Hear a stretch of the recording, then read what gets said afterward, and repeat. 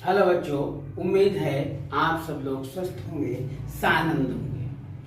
और मैं ईश्वर से कामना करता हूँ कि आप हमेशा ऐसे हंसते मुस्कुराते रहें। और हमने जो वादा किया था उसके मुताबिक कक्षा 10 के छात्रों के लिए उनका काव्य का पहला पाठ, पहला अध्याय जो सूरदास पर आधारित है, इस पाठ में सूरदास के काव्य की झलक दिखाई गई है। पद भी हैं, सूरदास का जीवन परिचय है। तो सबसे पहले हम सूरदास के जीवन परिचय पर चर्चा करेंगे। बताते हैं, सूरदास जी का जन्म सन 1478 में हुआ था, लेकिन इनके जन्म के इनका जीवन भ्रम से भरा हुआ है। कुछ लोग इनका जन्म आगरा से मथुरा जाने वाली सड़क पर मानते हैं, तो कुछ लोग इनका जन्म सीही में मानते हैं। दोनों भ्रम पैदा हो गए। एक पहला आप बताते हैं कि इनका जन्म आगरा से मथुरा जाने वाली सड़क पर रुनकता नामक गांव में हुआ था, लेकिन कुछ लोग इनका जन्म सीही मानते हैं। अब इनके जन्म के समय तो भ्रम है ही है, लेकिन इनके अंधेपन के विषय में भी भ्रम है। कुछ लोग मानते हैं कि इनका ये जन्म से ही अंधे थे, यानी जन्मांध थे, लेकिन कुछ लोग मानते हैं कि ये बाद में अंधे हुए, क्योंकि इनके जो साहित्य है उसे देख करके ऐसा प्रतीत नहीं होता ये जन्म से अंधे हैं। इनके साहित्य में वात्सल्य की अमिट छाप दिखाई देती है, जैसे कि किलकत कान घुटुर बनावत, कान आदि चलते चलते घुटनों के बल दौड़ रहे हैं। मणिमय कनक नंद के आंगन बिंब पकड़ में दावत, मणियों से युक्त बाबा नंद के आंगन में परछाई पकड़ने के लिए दौड़ रहे हैं। अब गौर कीजिएगा, इन्होंने ऐसे नहीं कबहू पलक हरि मुंह दिलेत हैं, कबहू अधर फड़कावे, जैसे ना छोटे छोटे बच्चे कभी उन्होंने दिखाया अपने काव्य में, कभी भगवान अपनी पलक बंद कर लेते हैं, जैसे छोटे बच्चे अक्सर किया करते हैं, और कभी ओंठ फड़फड़ाने लगते हैं। इस तरीके की बातें देख करके लोगों को सहसा विश्वास नहीं होता है जन्म के समय ही अंधे, जन्म से अंधे थे।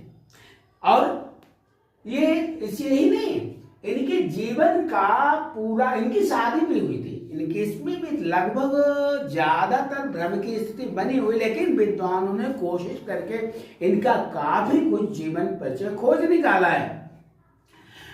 ये मानते हैं कि ये इनकी शादी हुई थी और इनके ये अपने परिवार के साथ रहते थे। बाद में वल्लभाचार्य जी जो इनके गुरु माने जाते हैं, साहित्य गुरु, उनके सानिध्य में आकर के ये परिवार से विरक्त भी रहे।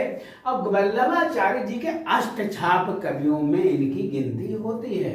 एक हमने और भी पढ़ा था, इनके विषय में कथन है कि ये एक बार अंधे थे, एक बार कुएं में गिर गए, गहरे गड्ढे में गिर गए। और जब गहरे गड्ढे में गिर गए, कोई इधर उधर देख रहे थे, कोई इनकी मदद नहीं कर रहा था, अंधे थे, अब क्या करें, कोई वहां हो तो निर्जन स्थान था।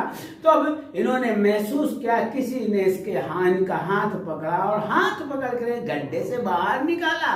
और जब इसे ही हाथ पकड़ा, इन्हें लगा कि भगवान श्री कृष्ण ने स्वयं हाथ पकड़ के इन्हें निकाला है, ये छुड़ाने लगे, भगवान श्री कृष्ण छुड़ाने लगे। इन्होंने वहीं पे कहा है, बाह पकड़ के जब निकाला, छुड़ाने लगे, तो इन्होंने अपने शब्दों में इसका वर्णन किया है कि बाह छुड़ाए जात हो निवल जान के मुँह, अंधे थे ना, बोले बाह छुड़ाए जात हो निवल जान के मुँह, और हृदय ते जब जाओगे सबल बनोगे। इनका कहना था हाथ तो छुड़ा ले गए, लेकिन मेरे हृदय से जाके दिखाओ, और ये श्री कृष्ण के अनन्य भक्त हो गए। इन्होंने एक नहीं, इन्होंने अपना कुल मिलाकर के 25 ग्रंथों की रचना की। एक नहीं, 25 ग्रंथों की रचना की है। 25 ग्रंथों में इनके 2-3 ग्रंथ इसमें मिलते हैं, जैसे सूरसागर इनका महाकाव्य है, सूरसागर है, साहित्य लहरी है, सूर सारावली है, 2-3 ग्रंथ ही मिलते हैं। और कहा भी गया, साहित्य लहरी सूर सागर सूर की सारावली, श्री कृष्ण जी की बाल से पर लेखनी अनुचुमन चली। ये और इनके जो सूर सागर है, महाकाव्य है, बड़ा ग्रंथ है। और इसमें एक नहीं, श्री कृष्ण की बाल लीला को तो वर्णन है और भ्रमर गीत है। भ्रमर गीत भौरे का आश्रय लेकर के भौरे की ओर संकेत करके इन्होंने गीतों की रचना की है। और गोपी उद्धव संवाद, उद्धव जी श्री कृष्ण के अनन्य मित्र थे और वहां पर गोपियों के द्वारा उद्धव का संवाद भी दिखाया है, जहां पर निर्गुण ब्रह्म पर सगुण ब्रह्म की जीत दिखाई गई है। राधा विरह भी इन्होंने दिखाया है, पावक विरह जल मुहि तेई का धुआं हमला, पीयूषों कहे सदेश नाहे भौरा है काल।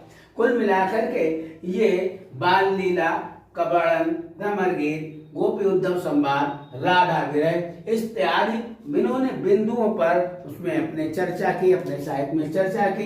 ये वात्सल्य सम्राट बोले जाते हैं। श्रृंगार रस का तो वर्णन नहीं है, लेकिन वात्सल्य रस तो इन्हीं की वजह से प्रारंभ हुआ। जब माँ अपने बच्चे को दुलार करती है तो उसके बीच में जो रस उत्पन्न होता है, जो आनंद की अनुभूति होती है, उसे वात्सल्य रस कहते हैं। अब वात्सल्य रस का शुरुआत, वात्सल्य रस के देने वाले श्री हमारे तो सूरदास जी हैं।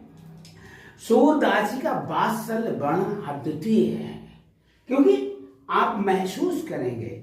वात्सल्य रस के विषय में मैं कहना चाहूंगा, कभी कभी किसी छोटे बच्चे को देखो, जहाँ माँ उसमें क्रोध थोड़ी होती है, तो माँ अगर कोई बच्चा रोता है, वो भी बच्चा है, माँ अगर बच्चा रो रहा है तो माँ उससे ज्यादा रोती। अगर खिसिया भी जाए, गुस्सा में हो जाए, अगर मारे तो उसके बच्चे की चोट नहीं लगती, वो चोट माँ के हृदय पे लगती है। माँ, बच्चा तो हल्का रो रहा है, माँ आंसुओं से जोर जोर रहे। तो ये वात्सल्य रस है और इसके सम्राट है हमारे सूरदास जी।